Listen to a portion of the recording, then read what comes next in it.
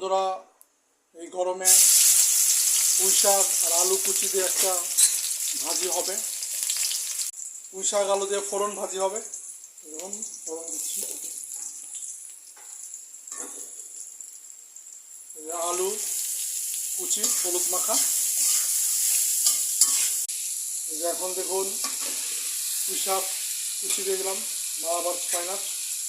পুঁই শাক one of my favourite leaves of fish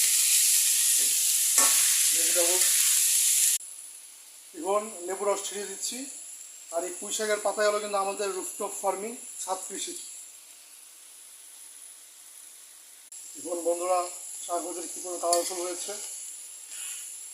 আমি শাক আলু ভাজি দিয়ে পুরো এক প্লেট ভাত খেয়ে ফেলতে পারবো। পুঁই শাক আমার অনেক প্রিয়। সেখানে সাবস্ক্রাইব করবেন, কমেন্ট করবেন, ভিডিওগুলো শেয়ার